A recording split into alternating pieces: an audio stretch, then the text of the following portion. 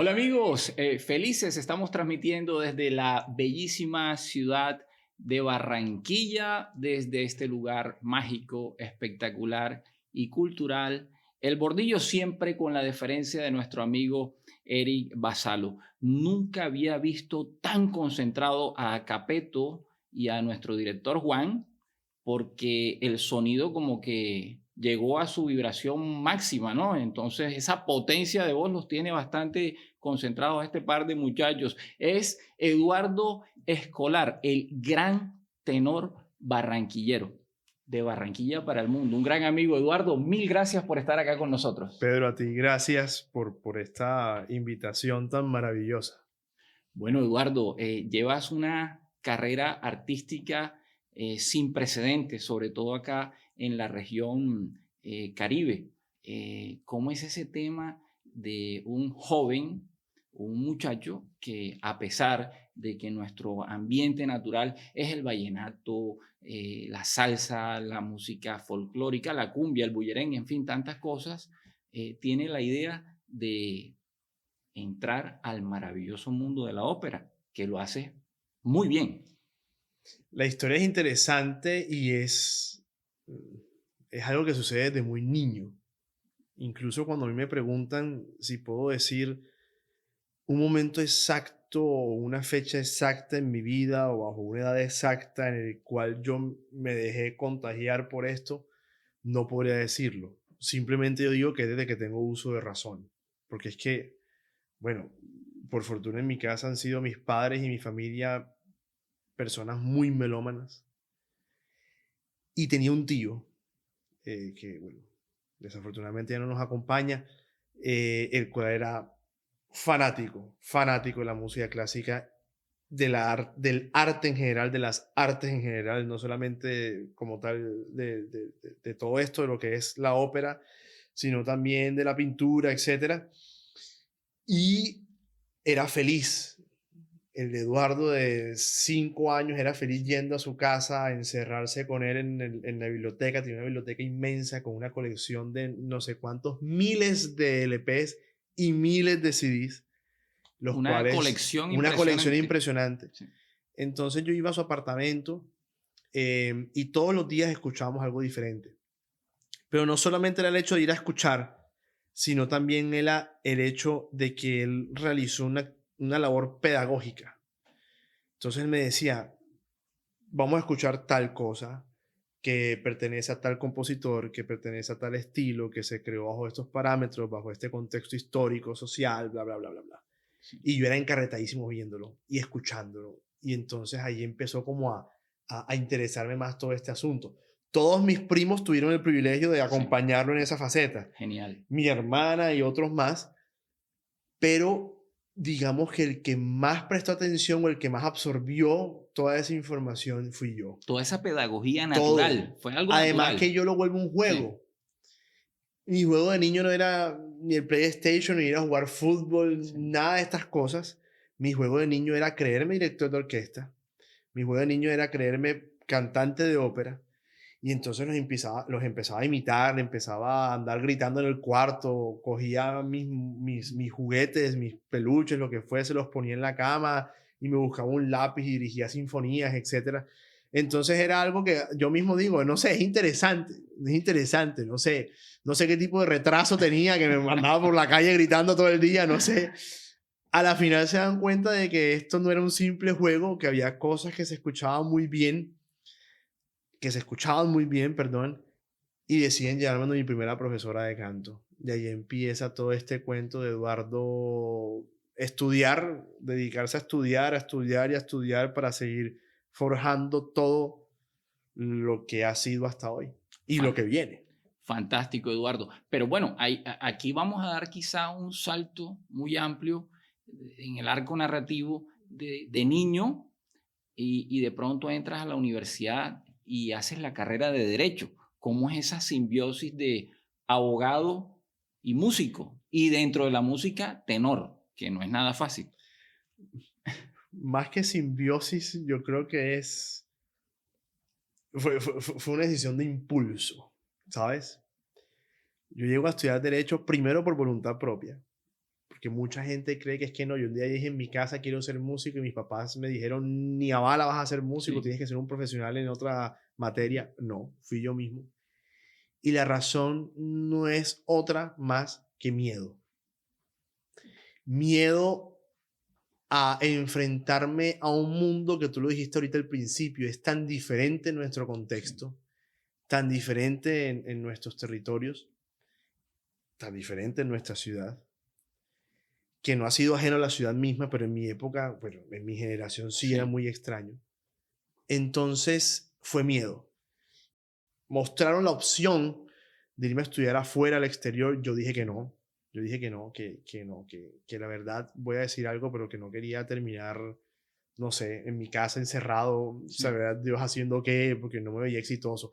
No me creía el cuento, esa es la palabra, Sí. no me creía el cuento.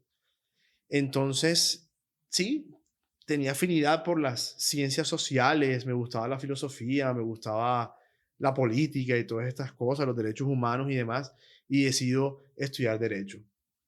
Esa decisión de estudiar derecho se frena en un momento de la vida en el que yo mismo digo, no es que esto no me está apasionando para nada, Ujú. porque la música nunca se fue. De hecho, es un poco paradójico, pero yo participaba en concursos de música clásica mientras estudiaba Derecho en la misma universidad. Y gané, o sea, una Claro. vez quedé de segundo puesto, la otra vez me fui de revancha y quedé de segundo, y la gente decía, pero ¿cómo así que un estudiante de Derecho de esta universidad está escalafonado dentro de los premiantes del Claro. concurso de música que es para músicos y no sé qué cuestiones? Y yo decía, pues sí, o sea, pero es que la música nunca se ha ido de mi vida y lo seguía y la seguía estudiando y perfeccionando. Eras un estudiante de derecho famoso, pero por la música. Exacto, y entonces los profesores sabían que cantaba, entonces me decía Sí, cante, y mis compañeros de claro. clase y nos reuníamos y demás cuestiones. Eso sí, es paradójico. A la final no me arrepiento de haberlo hecho. Tuvo sus tropiezos, porque en séptimo semestre sí dije, octavo semestre que no quería seguir. Eso se creó un boom, mejor dicho, explotó todo. Claro. Familia, directivos de Ah, la mi mamá me dijo, universidad, tienes todo. hasta el segundo semestre para arrepentirte de estudiar Derecho y decidiste en el octavo semestre arrepentirte, esto no tiene sentido. Claro, claro. Y yo dije, pero es que, ¿qué hago? Es que la verdad no me apasiona. Me gusta, pero no me apasiona. Qué punto importante la pasión en las cosas que uno hace, ¿no? Yo siempre he dicho que yo siempre he dicho que sí, hay una fuerza más grande que todo que se llama amor, ¿no? El amor te hace a ti hacer muchas cosas, ¿sí? Pero genuinamente o muy en el fondo, lo que hace que tú exteriorices ese amor que llevas por dentro, por las cosas, por las personas, lo que sea, es la pasión. Y sin pasión no te dan ganas ni de levantarte todos los días para saber que tienes que hacer lo que tienes que hacer. Eso me pasa a mí muchísimo. Yo, si no veo ese factor en algún porcentaje en las cosas, es que no me llama la atención, no soy capaz como de seguir adelante en el proyecto o lo que sea que esté haciendo. Llego incluso como a desvincularme iba a decir las vainas, no sé si puedo decir las vainas, Pero de por las cosas, supuesto. de las cosas. Vaina, término Ne- costeño muy utilizado, ¿no? Muy Además, utilizado y muy decente en este entorno, no, por muy decente, muy supuesto, decente. Yo soy claro. el más costeño del mundo. La gente dice, pero ¿cómo así? Yo, sí, sí. Créanme, Sí, duré viviendo 8 años en Medellín mientras estudié más cosas y dije, ajá. que no es posible. Entonces, sí, ese fue el paso por el derecho. Conocí grandes amigos, grandes personas. Lo ejerzo, pero para mí mismo. No lo ejerzo para otros porque sería muy irresponsable, la verdad. Y bueno, a pesar de mi decisión, que fue un poco tardía dentro del marco de los términos de estudiar esa carrera, mis papás me apoyaron y pasa un acontecimiento en mi vida que luego más adelante imagino que hablaremos. Y ahí es cuando yo empiezo a creerme el cuento de esto que me gusta ser y hacer. Fantástico y qué bonito el tema, porque mezclas la pasión, ¿sí? Te crees el cuento y además tras de cámaras me habías dicho hace un ratico antes de entrar al aire que no dejabas de estudiar, No. no dejabas de estudiar porque estudiaste en la FIT, música, Sí, sí, ¿sí? sí. Estudié en AFIT Música. em, Hice un recorrido por muchas universidades en Colombia para saber dónde estudiar, pues obviamente en Bogotá y otras opciones, pero me enamoré. Yo llegué a la Universidad de AFIT y el entorno, además que Mira, he sido muy afortunado en la vida, Pedro, la verdad.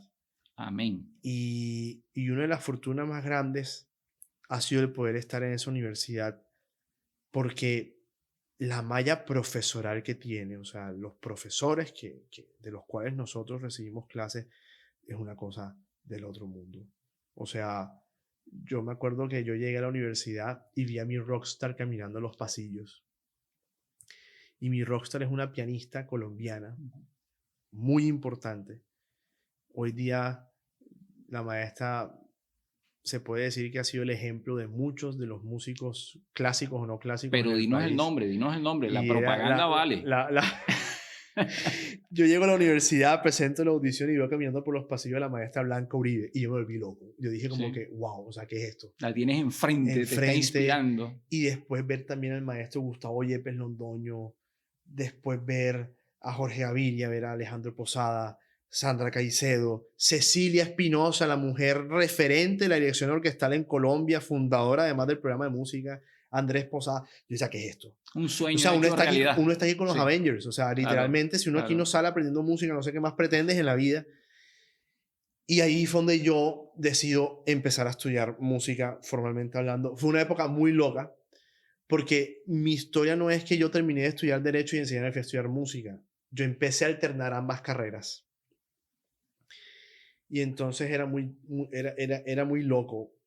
Ya ves lo del retraso que te dije ahorita que uno tiene en la cabeza, ¿no? Entonces yo me venía a Barranquilla, bueno, recibía clases de música martes, miércoles, bueno, lunes, martes, miércoles y Sí, jueves hasta el mediodía. ok. Los jueves en la noche, en la tarde, viajaba a Barranquilla, ¿cierto? A recibir clases de derecho los viernes y los jueves en la noche porque estaba en horario medio nocturno y demás cosas. Incluso acá entre nos tenía algunos compañeros que me ayudaban yendo a clase en derecho, me tomaban los apuntes y tal, Qué para yo bien. presentar los ¿En qué trabajos y demás. universidad? Ya en ese momento estaba estudiando en la Simón Bolívar. Yo empecé Simón Bolívar. estudiando en la Universidad del Norte, que Ujú. es toda esta carreta que te cuento de los Claro. concursos de música y demás. Luego me paso a la Simón Bolívar.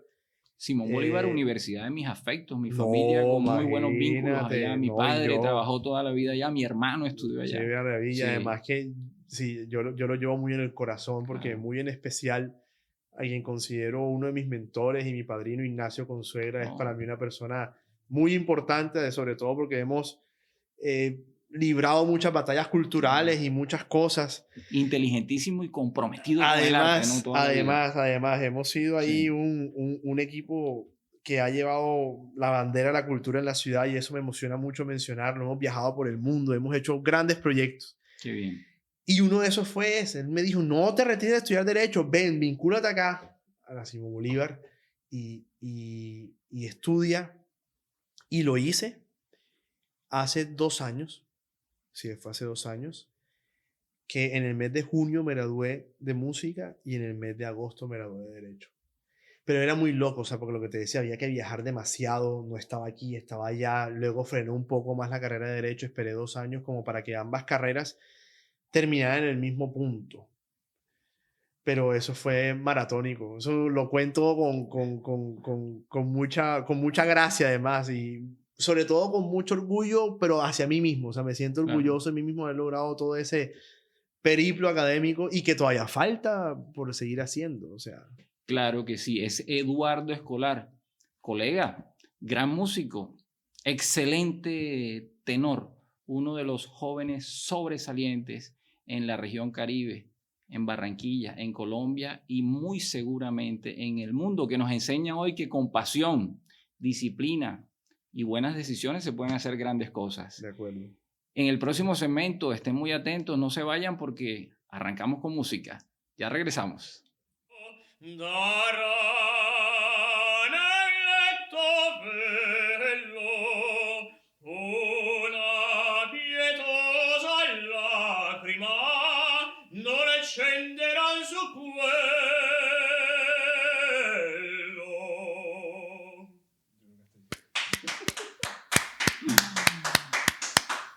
Continuamos en Espirco con el tremendo y sobresaliente tenor barranquillero.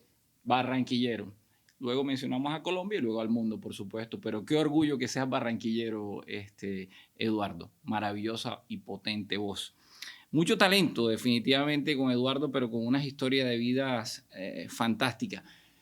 Eduardo, estudiaste en la EFIT y siempre he querido hacer esta pregunta y estoy seguro que muchas personas se van a ver identificadas con esta pregunta.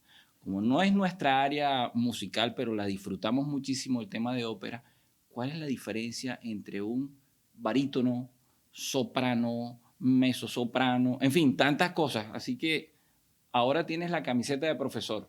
Cuéntanos. Bueno, cuando hablamos de esas cosas, técnicamente estamos hablando de las tesituras de la voz, ¿sí? Hay tres que son base y es lo más sencillo del mundo entenderlo. Okay. Hay una voz que es aguda, ¿cierto? Hay una voz que es media o intermedia y hay una voz que es grave. Okay. Entonces, hagamos el paralelo entre los hombres y las mujeres. La voz más aguda en los hombres se llama tenor. La voz más aguda en las mujeres se llama soprano.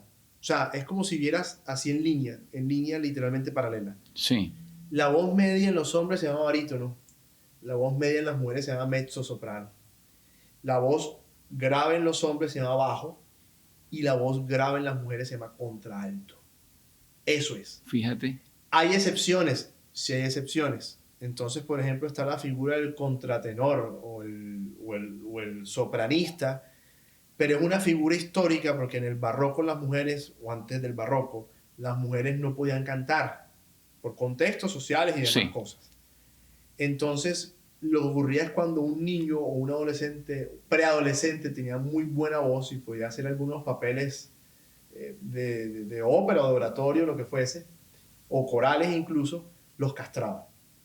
Entonces quedaban con la voz muy aguda porque no tenían el proceso del cambio de voz por la testosterona y todas estas cosas. Sí. Hoy día ya no hay que castrar a nadie. Hoy día no voy a entrar en materia de si es natural o no es natural, no. O sea, a lo que voy es como que hoy día existen los contratenores extraordinarios. Hay uno francés llamado Philippe Jaworski que es extraordinario. Hay un venezolano que se me olvida en estos momentos el nombre, muy famoso. Hay muchísimos que se especializan además en un estilo muy antiguo del canto, pero es eso. O sea, es más sencillo de lo que la gente cree. Lo que pasa es que hay una diferenciación porque unos son hombres, los otros son mujeres, aguda, intermedia y la voz grave. Perfectamente claro. Profesor Eduardo. Eduardo, bueno, y otra de las cosas, otra de las experiencias o acercamientos que tuvimos muchas personas de mi generación, pues en los años 90, por ahí surgen los tres tenores, ¿sí? Pavarotti, José Carreras y Plácido Domingo, que digamos, para nosotros en esa época era el primer contacto con el tema de la ópera y creo que lograron su cometido, socializarla. O sea, son referentes tuyos, me imagino. Sí.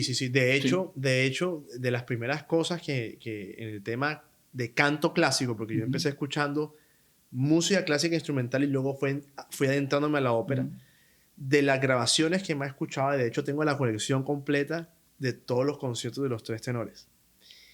Una joya de colección. Una joya de colección, claro. Además es espectacular.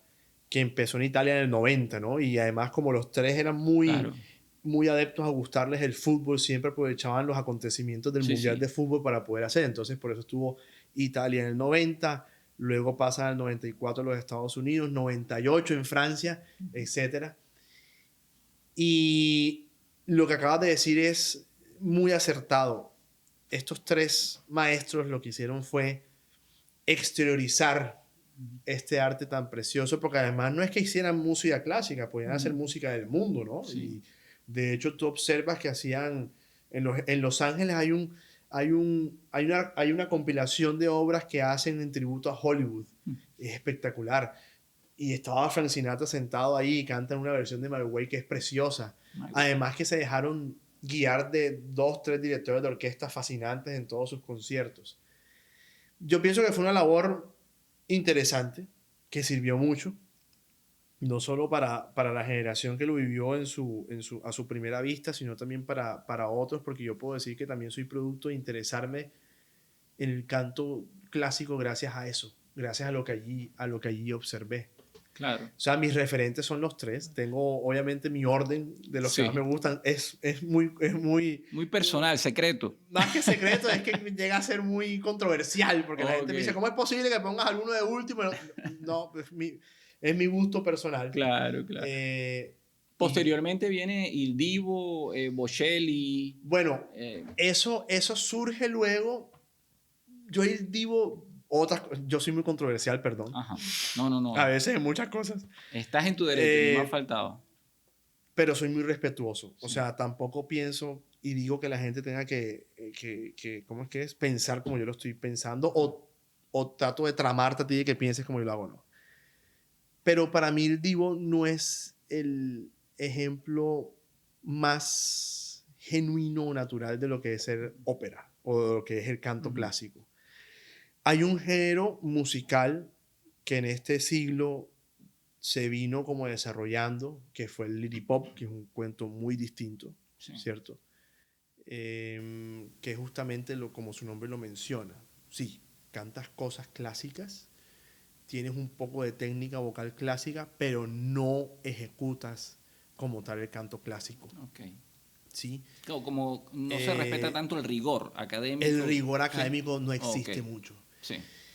Y voy a decir otra cosa, es un poco más fashionista el asunto, ¿cierto? Ok. Sí, estamos viendo gente, pues, ¿cierto? Aquí nadie nos está escuchando, no te preocupes. Sí, no, sí, ni más igual yo no faltaba. tengo pelos en la Sí. lengua para decir las cosas muchas veces, entonces no pasa nada. Es un trabajo interesante. Sí. Sí, he cantado cosas de ellos, no pasa, pues no, eso no pasa absolutamente nada porque se haga.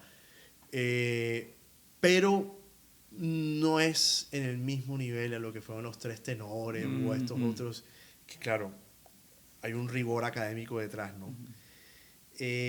Andrea Bocelli es extraordinario, eso sí es un concepto muy diferente. Sí. Él ha sido otro que junto con Pavarotti, junto con Plácido Domingo y junto con José Carreras, Alfredo Kraus y entre otros, lograron ser multifacéticos porque pueden hacer de todo, Sí. de todo, y de todos los géneros musicales habidos y por haber, ¿cierto? Cómo se tomaban al público y Todo, se lo metían al todo, bolsillo todo. en un Yo minuto. de hecho sí. estuve el año pasado, fue en el concierto que Andrea Bocelli vino a hacer el Campín y fue extraordinario, fue extraordinario, o sea, es además un tenor fascinante. Hoy día con la edad que tiene todavía sigue cantando con la misma cabalidad en Una las voz obras, impecable. una voz impecable. Pavarotti era lo mismo. Pavarotti cuando se metió en este cuento de hacer Pavarotti en Friends fue genial porque además él mismo decide adentrarse en el mundo del pop y de otros ritmos, del R&B y todas estas cosas. Plácido Domingo, sin duda alguna, yo tengo CD de Plácido Domingo que es solamente cantando rancheras y es genial. Y a mí me gusta mucho eso.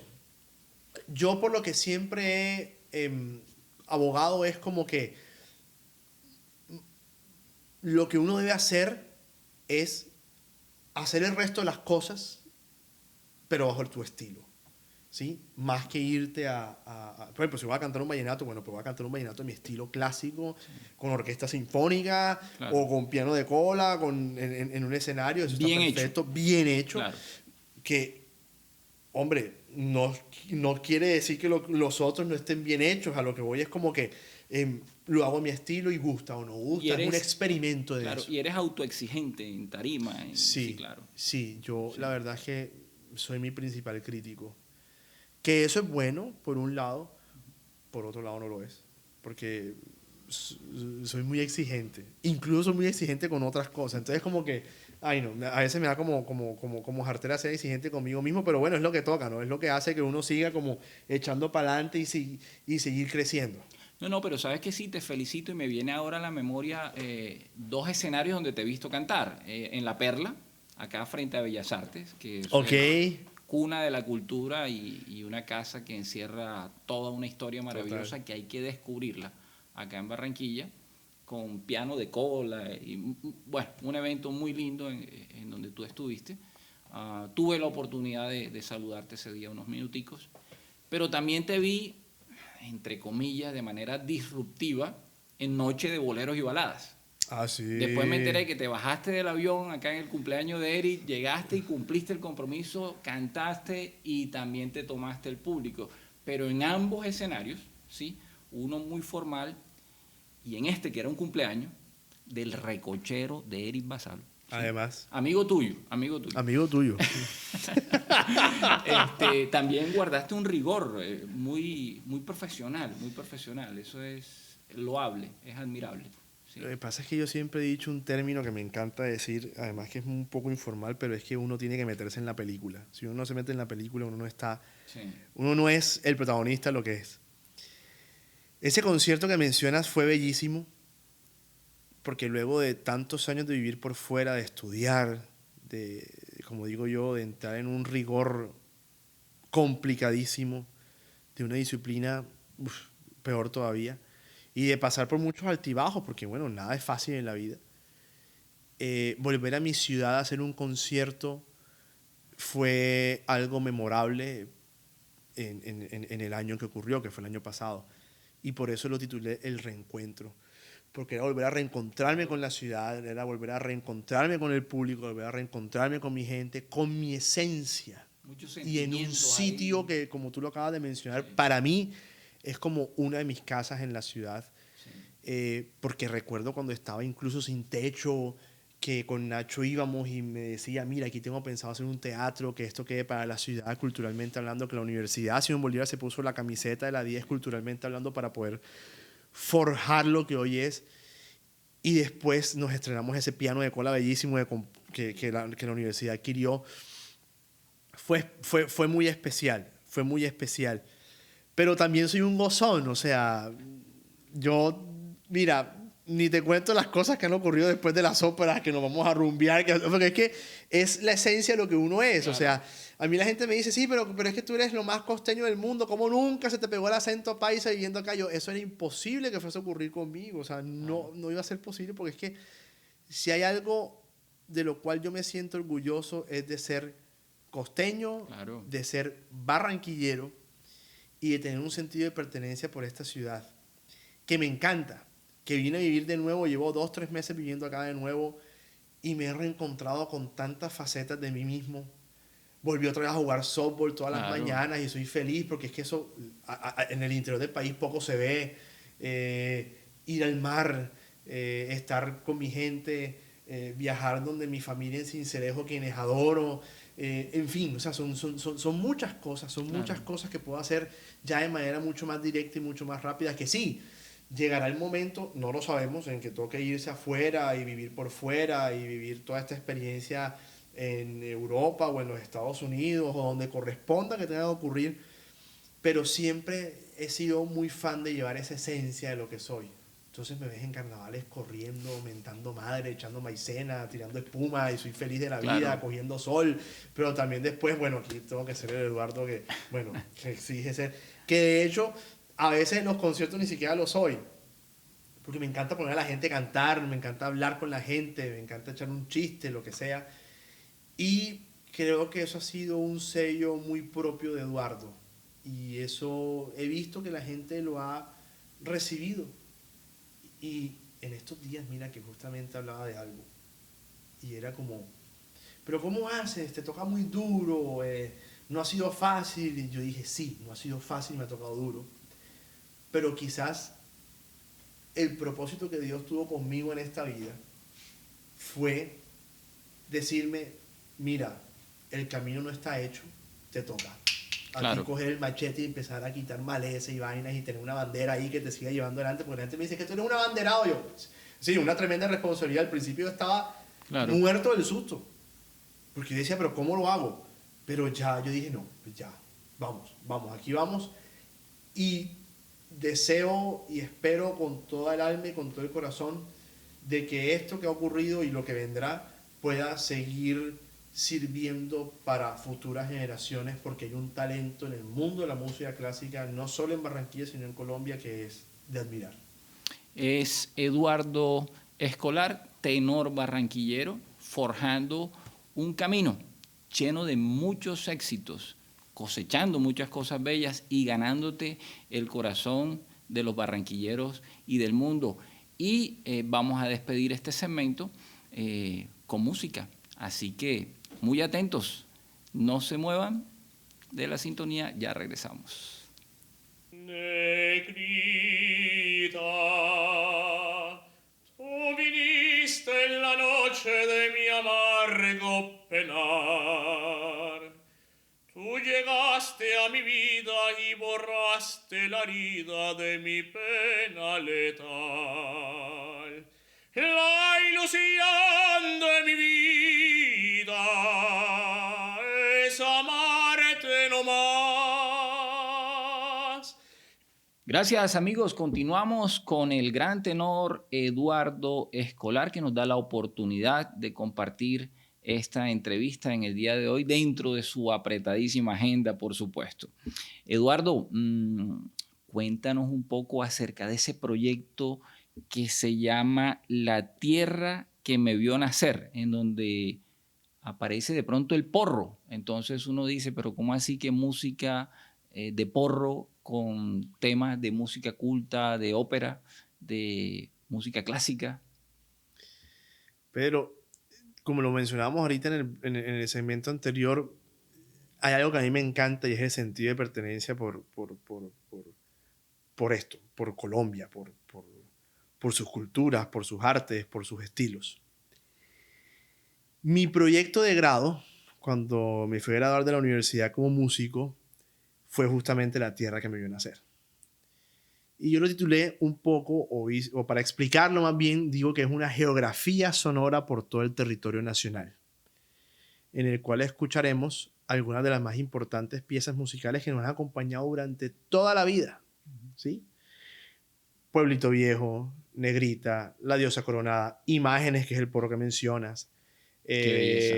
Mi pueblo natal, incluso metimos algo del grupo Nietzsche. Sí. Y fue un trabajo muy investigativo por un lado, porque era poder justamente ajustar, ¿cierto?, todas estas músicas a un estilo un poco más clásico, un poco más académico. Y eso lo llamé darle una nueva vestimenta, una vestimenta de gala a la música tradicional colombiana. Y el buen ojo para escoger las canciones, me imagino. Claro, porque es que son demasiadas. Claro. O sea, el repertorio colombiano es amplísimo, muy, muy vasto. O sea, es demasiado. Entonces, poder consolidar un primer grupo de obras para poder hacerlas, sí, con el compromiso de que eventualmente hay que hacer un volumen 2, porque es que obviamente hubo muchos que quedaron en el listado de pendientes. Fue precioso. Y fue un trabajo que fue posible gracias a muchas personas. Los arreglistas, uno de ellos, Juan David Santander, un arreglista y un profesor pedagogo musical extraordinario. Fue mi profesor de teoría musical en el colegio, mentor musical, en la universidad. Fue también mentor musical porque gracias a él fue que yo logré aprender sobre teoría musical para posteriormente presentar el examen de audición en la universidad, en IAFIT. Un director de orquesta fascinante, Juan David Osorio, muy bueno. También estuvo Cecilia Espinosa, una referente en el mundo de la dirección de orquesta colombiano. Y mucha gente detrás. Un equipo de trabajo fascinante compuesto por Luis Laverde y Start Music, que fueron quienes como organizaron administrativamente todo para poder realizarlo. No es un trabajo que se hace solo. No es un se equipo. hace solo. Es sí, un equipo que hay detrás que es muy, muy, muy, muy grande. Y el apoyo de muchos, Fundación Rocamadre, en fin, muchísimos. Esto tuvo dos momentos importantes. El primer concierto inaugural fue en Medellín con la Sinfónica de AFIT en el auditorio de la universidad. O sea, fue un proyecto que nació en casa y se ejecutó en casa por primera vez. Genial. Fue un muy, muy, muy, muy buen primer pie derechazo, como digo yo. Un muy buen primer paso para que esto se diera. Luego lo hicimos con mucho éxito en Bogotá, en el Teatro Cafam, con la Sinfónica de Bogotá. También un éxito rotundo, la gente muy contenta. Y fue lindo, porque es que no solamente estamos haciendo música clásica, sino que también traemos instrumentos propios de cada estilo para poder interpretarlos, para que se interpreten las obras. Sí. Entonces, cuando hicimos La Diosa Coronada, teníamos un grupo de cámara vallenato compuesto por acordeón, caja, guacharaca y bajo eléctrico. Y así. Hicimos El Pescador, que es preciosa, clásico, una cumbia, y había un grupo de cámara tradicional conformado por por tambora, llamador y guache y todas estas cosas. Entonces Qué bello. fue Hay- precioso. Hay que escucharlo, hay que escucharlo. El proyecto es poder hacerlo Sí. en algún momento en la tierra que me viene a hacer, ¿no? Porque no ha habido la oportunidad para hacerlo, pero yo espero que eso se dé pronto. Seguro que sí, con la bendición de Dios. Pero mira que me despierta la curiosidad lo siguiente, Eduardo, que veo en ti como cantante de música culta, de ópera, esa necesidad de buscar otros ritmos para interpretarlos. Claro. Pero me viene a la mente, por ejemplo, Karol G. Karol G en La Tusa siente la necesidad de beber de algo de música culta. Zion y Lennox, el reggaetonero, también mete violines y música clásica. Bueno, y en Bohemian Rhapsody, Freddie Mercury, que de pronto revolucionó todo este tema. Hay como una necesidad, o es que la música culta está de moda, ¿sí? Lo que pasa es que yo, más que necesidad, creo que es reconocer lo esencial de las cosas. Y es reconocer de dónde viene la música. La música nace hace muchos años atrás y nace con todo eso que tú mencionas. Sí. ¿Sí? Nace porque es que, claro, o sea, tú podías irte a Venecia en el siglo XVIII, XVII y lo Karol G del momento, o los Zion y Lennox del momento, era ver a Vivaldi andando por las calles o a Paganini haciendo conciertos. Sí. O te vas a la Europa del siglo XIX y era ver a Liszt tocando en los mejores teatros del mundo de ese instante. Entonces, lo que pienso que está haciéndose es justamente volviendo a la esencia de las cosas. Volviendo a la esencia de las cosas, porque si bien todo en el camino va cambiando, todo va mutando, muchos de esos cambios son para bien o son para mal. Sí. No sé qué ocurre. Vi el ejemplo, te pongo un ejemplo clarísimo de este último año y del cual he estado, pues me han preguntado mucho por lo que ella ha hecho, y es por Rosalía, que en su último álbum incursionó mucho en el tema de los coroles clásicos y demás cosas. Sí, eso me parece muy, muy interesante. Sobre todo porque en un género musical como el que ellos hacen, que es tan controversial en muchas cosas, ellos logran inspirarse, ¿cierto? De esto tan académico, de esto tan clásico, ¿cierto? Y eso me parece muy interesante. Eso le da un estatus diferente al género que ejecutan. Yo soy de los que, bueno, ya opinando como espectador, como simple espectador, considero que la evolución es algo natural. Pero ese tipo de ensayos, ese tipo de situaciones deben hacerse con el más alto respeto. Sí, respetando, digamos, los cánones, los formatos, las reglas propias de cada estilo y en la medida en que exista ese respeto por ese estilo musical, pues muy seguramente los productos serán maravillosos. Sí, claro. De acuerdo. Ahora, me surge esta inquietud. ¿Qué tal la receptividad de la música clásica en Barranquilla? En Barranquilla. ¿Cómo ves el tema? Yo hago esta símil siempre con el hecho de pensar de que si antes no había tanta aceptación por la música clásica, o en una época no la hubo, es porque no había los recursos para poder conocerla. Y es como cuando tú le pides a alguien que pesque, pero no le das ni la caña de pescar, ni la atarraya, ni lo que sea, ni la red para que pueda obtener, ¿cierto? Sí, claro. El grandioso triunfo de la pesca. La herramienta. La herramienta. Sí. Entonces, lo que ha ocurrido mucho en estos últimos tiempos en Barranquilla, muy especialmente, es que estamos faltos de oportunidades, o sea, de herramientas para poder verlo. Sí, no se puede tapar el sol con un dedo. Tenemos un teatro municipal que ha estado cerrado durante muchos años, que anteriormente tenía una actividad cultural que era de las mejores del país. Y hemos tenido muchos otros centros culturales, patrimoniales que han venido en decadencia, que por fortuna, también debo reconocerlo, en este último periodo, en este último tiempo, se les ha dado solución y están buscando otra vez que resurjan. Entonces yo pienso que la receptibilidad de la gente hacia la música clásica le es interesante. Es como cuando abres un nuevo restaurante en Barranquilla, que tú sabes que puede ser que te vas a comer no sé, el mismo arroz con pollo que te comes en la casa, pero esto es un viaje diferente porque hay un concepto, una historia detrás y Claro. toda esta carreta. Claro, eso mismo pasa con la música. Lo que pasa es que yo también veo esto, cuando me haces esa pregunta, ¿sabes qué? Imaginé, lo primero que vi fue esa imagen del niño que era cuando iba a casa de mi tío a encerrarme con él en su biblioteca a escuchar música clásica. Es que él no me dijo, mira, aquí vas a escuchar Tchaikovsky una vez, ¡tas! Sí. Aquí vas a escuchar la cuarta de Mahler, ¡tas! Aquí vas a escuchar la segunda de Prokofiev. No, yo empecé desde lo más básico y a la gente hay que educarla, o hay que educarle más bien el oído a la gente desde lo muy básico y de lo que sea más tranqui de escuchar. Ahorita tú me decías tras de cámaras, pero es que el pram, pam, pam, pam, ram, pam, pam, pam, Claro. para, eso, que es que eso es Chespirito.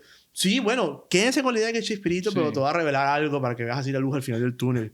Y es que eso se llama la Marcha Turca de las Ruinas de Atenas de Beethoven. Fíjate. O los que tengan la lavadora Claro. Samsung, cuando la lavadora Samsung termina de el ciclo de Sí. lavado, empieza a sonar pam, pam, param, pam, praram, pam, pam, tu, para, No me digas que ese es otro clásico. Claro, eso se llama Die Forelle, la trucha de Schubert. Yo tengo lavadora Samsung y no Y sabía tiene que letra. tenía un concierto. No ahí sé de- si la letra exactamente está. Fíjate. Die Forelle, da, da, da, da, da, di, da, da. Ve, qué Y interesante. muchas cosas, muchas cosas. El himno de la Champions surge de un himno de coronación de Georg Friedrich Händel compuesto para Jorge II de Gran Bretaña. O sea, es que lo que la gente no ha podido muchas veces saber o entender es que la música clásica está en todo. En todo. En todo.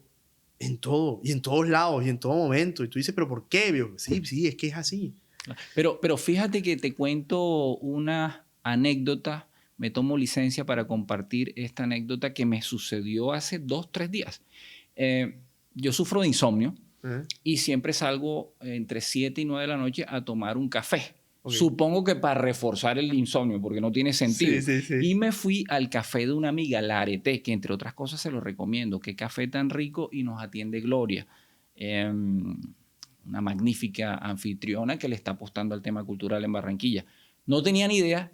Entro y cuando no le cabía un alma a ese sitio, y lo que teníamos ahí era un concierto de música clásica.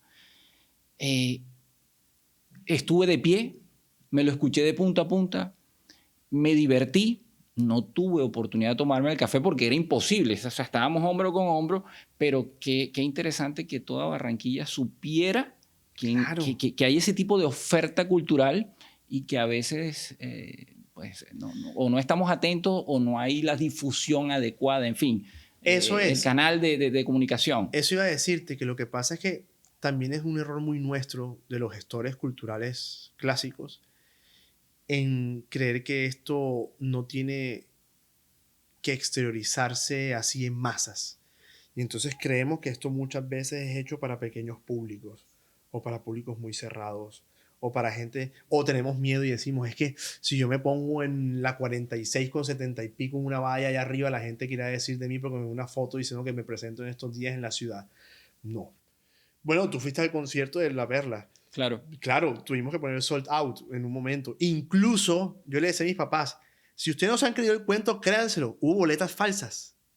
Sí, yo decía, pero ¿cómo es posible? Eso nada más le pasa a Shakira, marica, eso no pasa acá, o sea, ¿qué es esta vaina que está pasando aquí?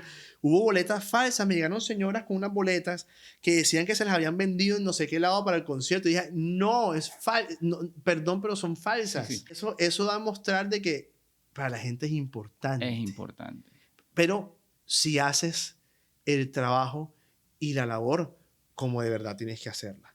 Porque muchas veces nos vanagloriamos diciendo que somos muy cerrados, que somos cero faranduleros y demás cosas, pero es que esto no se trata de farándula ni de ser cerrado. Es de tú darle la oportunidad a muchos otros de que puedan disfrutar lo que haces. ¿Sí? Así es. Eduardo, bueno, tenemos una cantidad de público acá, una cantidad de personas que te admiran mucho, están ingresando, y por el intercomunicador me dicen de que estamos llevando una entrevista muy seria y que hay una pregunta que te debo hacer. Uh-huh. Que cómo está tu club de fans, que cómo está tu corazón. Sí, es una pregunta disruptiva. Espero que no sea imprudente, pero bueno, No, tú verás a ver cómo me la respondes, ¿eh? Ay, ay, ay. Antes Mira, de terminar el segmento y terminarlo con música. Es bien... Primera vez que te veo rojo en esta Sí, entrevista. no, porque esta pregunta casi no la hacen. No, mira, la verdad es que el tema sentimental ha sido complejo. No por desahucio alguno, no, sino por múltiples cosas. El factor tiempo es complicado. El factor tiempo es complicado, sobre todo porque es que uno no es que se vuelva ermitaño, pero es que uno le dedica tanto a esto. No es normal que alguien tenga que cerrarse en un piano con unas partituras a estudiar 3, 4 horas diarias y bueno, son cosas que pasan. En estos momentos, no, estoy tranquilo, ¿Tranquilo? sí. No me ha ido mal en el amor, debo admitirlo, ¿cierto? Pero sí, en estos momentos el amor por la música está siendo un poco más de peso, ¿cierto? Ok. Que las otras muestras de amor, sobre todo porque uno tiene que ser responsable afectivamente. Eso es algo que he aprendido mucho en el último tiempo. Y es necesario a veces tomar un break en el camino para posteriormente uno reforzarse y poder ahí sí consolidar algo. Pero además que, bueno, te soy sincero, yo pensaba en estos momentos en consolidar una familia, en mi esposa, con mis hijos y demás cuestiones, sería lo más irresponsable del mundo, porque es que no, ahorita me pueden estar llamando para un avión que tengo que irme para tal lado a hacer algo y dejar a la familia. A mí eso me parte un poco el alma. Y porque además, sí, es eso. Creo que cada cosa en su momento. En su momento. Cada cosa en su momento. Bueno, cada cosa en su momento. sabia posición, ni más faltaba. Yo cumplí con el Con hacer la público, pregunta. con el respetable público de hacer la pregunta y bueno, interpretarán esa respuesta que entre otras cosas me pareció como muy diplomática, muy de abogado, Sí. pero bueno, ahí vamos. Pero no quiere decir que no salga de más cuestiones bueno, y disfrute bueno. la vida, ¿no? Claramente Exactamente. sí. Pero solamente que sí, hay un punto, uno tiene que aprender, Sí. aprender muchas cosas. No, Y en una de serio, esas es sí. importante, No me parece acertado. Es Eduardo Escolar, nuestro gran amigo, nuestro invitado del día de hoy, que tiene la deferencia de compartir con nosotros en Espírico. Vamos a cerrar este segmento con música y no se pierdan el próximo y último segmento porque estará indudablemente lleno de sorpresas con este invitado de lujo que tenemos en el día de hoy.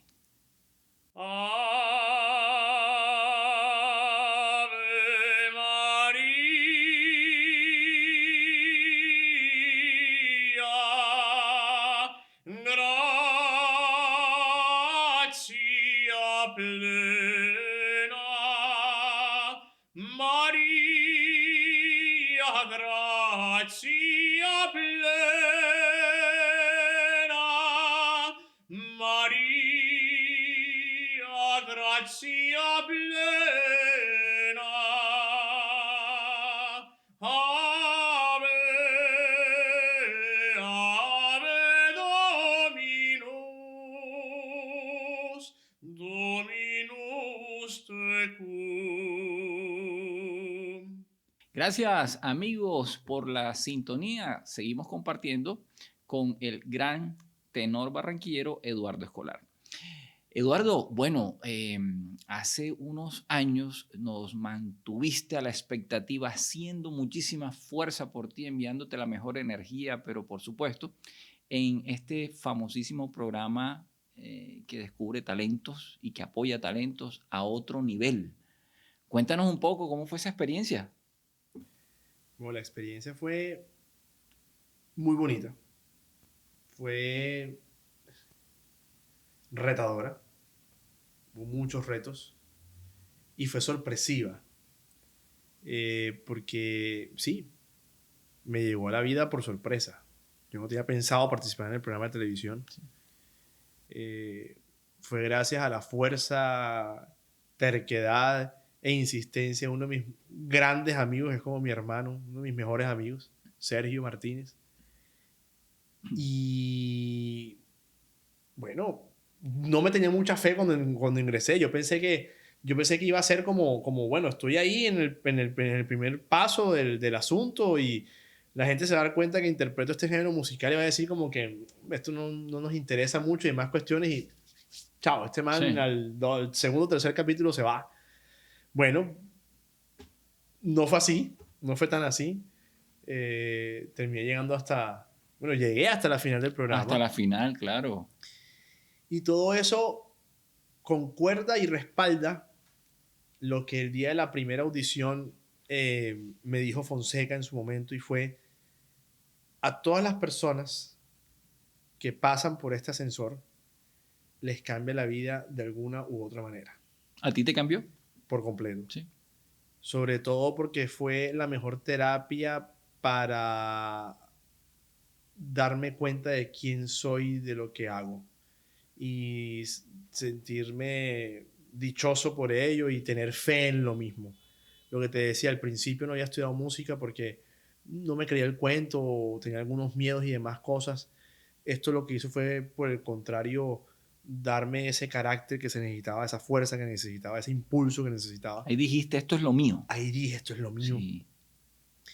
Y lo más interesante es que yo no había estudiado música ni nada cuando llegué al programa. O sea, no voy a decir que era empírico porque tuve clases de técnica vocal y demás cosas, pero una base como propiamente del canto clásico, así de fondo, estructurada, además a la edad que participé, Sí. no la tenía, no estaba así como tan consolidada. Entonces eso fue más interesante todavía, porque fue enfrentarme al, no sé, a uno de los programas de televisión con mayor audiencia en un horario prime time, y yo decía, ¿qué hago yo acá? O sea, a veces no me lo creía. Claro. Y eso duró muchos meses, además con una serie de compañeros de compañeros, de contrincantes, de lo que sea, que era excepcional porque todos tenían mucho talento. La guerra fue hecha en franca lid, como dicen por allí. Supongo que experimentaste la vida real del artista como tal. Experimenté Sí. la vida real del artista. Había que madrugar demasiado. Sí. Y era enfrentarse a un mundo al cual yo no estaba acostumbrado, que era el mundo de la televisión, de los Sí. tiempos de la televisión, del maquillaje, de corre por aquí, coge por allá, corran aquí, cojan esto, no sé qué. Entonces eso era complejo. Además, vivir fuera de mi ciudad, estar en Bogotá viviendo todo ese tiempo. Fue una experiencia chévere, chévere, muy chévere, que agradezco mucho que haya ocurrido. Si la vuelvo a repetir, no. Voy a ser franco, voy a ser sincero. Sí. De hecho, me han llamado para otros 2 programas más que se hicieron posterior a ese, y no acepté el poder estar. Quizá ya no es el momento.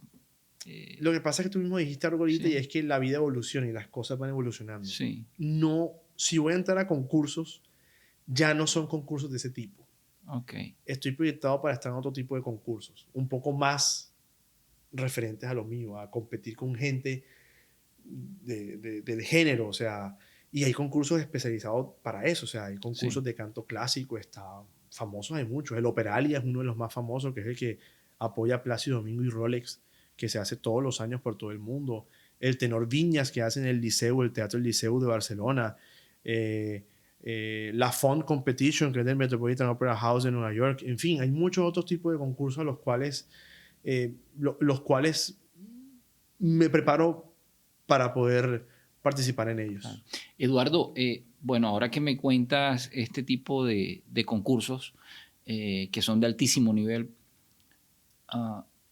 relaciono eso con lo que me dijiste hace un ratico fuera de cámaras. Me estabas comentando, no, es que estoy preparando una ópera. ¿Qué tanto se prepara una ópera? ¿Qué tanto se prepara un artista como tú para una presentación? Bueno, depende de qué tipo de presentación sea. Sí, estoy en estos momentos en la preparación de un papel nuevo dentro del listado de papeles que uno a lo largo de la vida va a hacer. Y es una ópera que personalmente tiene una historia muy especial. La ópera se llama Pagliacci, Payasos, de Ruggero Leoncavallo, italiano. Y lo recuerdo con mucho cariño porque fue la primera ópera que mi tío me enseñó, me mostró, porque él dijo: voy a mostrarte que los payasos no están solamente en el circo, no están solamente en el jardín infantil cuando te lo llevan para que haga escenas cómicas, sino que hay una ópera que se llama Payasos. Y me pareció como interesante. Interesante. Y recuerdo que esa versión era de Luciano Pavarotti, ¿cierto? Y era extraordinaria. Fue una ópera que escuché y musicalmente es densa, pero muy bonita. Hago un papel que es Pepe, uno de los ayudantes de Canio, que es el protagonista. Y en cuanto a la preparación, Es dura, es dura. es duro. Pero más que ser duro, es saber que tienes que interiorizar un personaje que no eres tú como tal. ¿Sí me explico? O sea, Pepe puede tener cosas de Eduardo, Eduardo puede tener cosas de Pepe, pero no es su esencia, ¿sí? Claro. Entonces, claro, no es como cuando te vas a aprender una canción y ya te la vas a aprender. Ah, sí, me voy a aprender hoy aquí, no sé, la pollera colorada. Bueno, la pollera colorada, lo que sea. No. Aquí tú tienes que adentrarte en el papel, ¿cierto? Tienes que saber qué es lo que dices, tienes que saber la edad que tenía Pepe, qué función cumplía Pepe dentro del circo, dentro de lo que fuese, por qué está ahí, cómo es, bajo qué criterio se creó. Luego la parte musical, que es densa, sentarte al piano. A mí me encanta. Yo tengo una frustración y es no ser pianista profesional, pero me encanta tocar piano, me encanta la dirección, el análisis musical. Entonces yo soy de los que me siento, trato de acompañarme. Uy, mira esta corda aquí que hace reflejo de esto, de demás. Porque la música es un lenguaje que se tiene que observar desde lo más profundo para poder vivirla y sentirla. Y eso lo proyecta el artista, ¿no? Cuando está Claro, sintiendo el tema. claro. Entonces, cuando tú llegas ya muy bien preparado a los ensayos, que preparas las óperas con 2, 3 semanas de ensayo previos a las funciones, tú tienes que ir ya consciente de lo que vas a hacer para poder facilitar el trabajo del resto del equipo, porque hay un director de escena detrás de ti, un director de orquesta detrás de ti, hay de todo. Entonces, eso es genial. El año pasado fue más interesante porque me tocó en una ópera famosísima llamada Turandot hacer el papel del papá de Turandot, del emperador Altón. Y la ópera se desarrollaba en China, ¿no? En Asia. Y es una ópera toda enigmática, porque es descifrar unos acertijos para tú poder lograr el objetivo. En fin. Y el emperador, la partitura decía, actúa como viejo decrépito. Y yo decía, bueno, pero es que eso es tan fácil decirlo, ahora vamos a hacerlo. Claro. Porque es que yo tengo 30 años y tengo que hacer el papel de un señor de 70, 80 años. Y la forma de caminar, la forma de verse, la forma de mover la boca, gesticulizar, porque la ópera es actuada. Claro. Todo, la expresión todo corporal, es meterse todo. en la película. Entonces, claro, ahí el retraso mental se agudiza mucho más y tú dices, pero es que todos los días pienso en la misma ópera, lo mismo.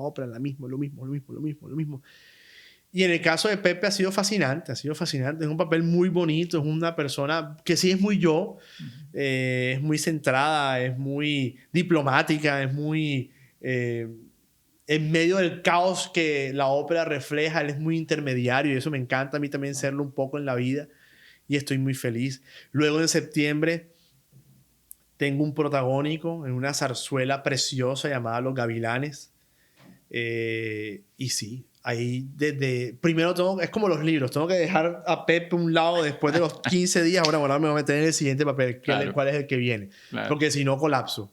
Claro. Bueno, has tenido un recorrido artístico de primer nivel, has viajado por el mundo. Menciono Bogotá porque Bogotá es referente cultural acá en Colombia. Te has presentado en salas conciertos, te has presentado en el Teatro Cafán, te has presentado en el Teatro Colón. A nivel internacional, ¿dónde sueñas presentar tu arte, tu talento? Algún sitio donde no hayas llegado, pero que sea un sueño. Yo pienso que todos los cantantes de ópera tenemos, por así decirlo, las mismas casas de ópera referenciados, los mismos teatros de ópera referenciados para que sea un sueño cumplido, ¿no? Sí. Todo el mundo te va a decir la Scala de Milán, ¿no? La Scala. Me encantaría estar en la Scala de Milán, la Fenice, ¿no? Era genial. Poder estar en el Metropolitan de Nueva York, wow, sí. Yo sí sueño estar en esos sitios. Que hay condiciones, quizá, sí. Hay que seguir trabajando para poder lograr ese objetivo también. Pero a mí lo que más me encantaría de verdad es ir por el mundo en las ciudades que sea, en los teatros que sea, llevando el mensaje de un chico costeño, barranquillero, que un día decide jugar con los peluches, con los muñecos del cuarto y empezar a dirigir una orquesta imaginaria, que tenía un tío que le enseñó tantas cosas y que gritaba por toda la casa corriendo, cantando, imitando a Pavarotti, a Plácido Domingo y demás cosas, a los escenarios del mundo que sea posible estar. Yo siento que como artista, como cantante, uno debe tener el mismo deseo cuando pisas la sala de conciertos más pequeña del mundo a como lo puedes hacer después, no sé, en el Carnegie Hall o no sé, o el Royal Albert Hall en Londres. Sí. Entonces, sentiría que algún día podría decir el deber está cumplido si llego a muchos sitios llevando este mensaje tan precioso. Porque además, ¿sabes algo, Pedro? Yo no he sentido que esto sea un proyecto mío solamente. O sea, esto es algo que no es para mí, ¿sabes? Nunca lo he visto como que, ay, sí tengo el talento. Obviamente doy gracias a Dios todos los días por ello. Pero sobre todo, en lo que más proyecto, lo que hago es en poder demostrarle al mundo las maravillas que el Creador pudo haber hecho en mí, que hizo en mí, que me mostró esto. Entonces yo cada vez que voy a un concierto digo, yo voy a cantar, sí, pero es que tú me utilizaste a mi instrumento para yo poder estar en el escenario mostrando los milagros que haces en la gente. Porque quizás haya alguien, algún niño, algún anciano, alguna persona que como yo tuvo miedo en su momento, no creyéndose el cuento y después de escucharlo uno pudiéndoselo creer. Entonces creo que ese es mi mayor sueño. Sí, chequeo. Si estoy en el Met algún día, lo amaré. Si estoy en la Scala, lo amaré. En el Colón de Buenos Aires, lo amaré. Si estoy en el Julio Mario Santo Domingo, aquí de Colombia, Bogotá, también lo amaré y lo disfrutaré como no tienes ni idea. Donde Dios disponga, dando lo mejor de ti. Totalmente de acuerdo. Bueno, Eduardo, agradeciéndote este tiempo tuyo que has compartido con nosotros, qué buenos momentos, me llevo pues la mejor impresión y el mejor recuerdo de haber tenido el honor de tenerte aquí un rato para nosotros, compartirnos cosas de tu vida, uno que otro secretico, ¿sí? Una que otra imprudencia. Pues no, una felicidad inmensa a la que nos has hecho sentir en el día de hoy, porque estamos orgullosos de ti como barranquillero, como costeño, de que seas una persona tan auténtica, tan abierta, tan cordial, tan maravillosa. Y de verdad que te deseamos los mejores éxitos. Estás cosechando una carrera prolífica que muy seguramente poco a poco, y como te decía, cuando Dios disponga, serás merecedor de cumplir todos esos sueños que tienes en tu corazón. Me gustó mucho algo que me dijiste tras de cámaras, esto no se hace solo. Hay muchos ángeles a mi alrededor que me apoyan, que te quieren, que te estiman, y te deseamos simplemente lo mejor. Sabes que esta es tu casa. El programa sigue siendo tu casa. El bordillo ni se diga. El bordillo ni se diga. Sí. Ni me más ha hecho faltaba. bajarme, literalmente me ha hecho bajarme el avión para estar acá en cuestión de segundos. ¿No? Así es. Mira tú cómo es de increíble. Sí, entonces, no, nuevamente mil gracias por haber compartido con nosotros, y por supuesto que si deseas enviar un mensaje a toda nuestra audiencia y a todas esas personas que te tienen como referente, que te admiran y siguen tu trabajo, sería espectacular. Gracias, Pedro.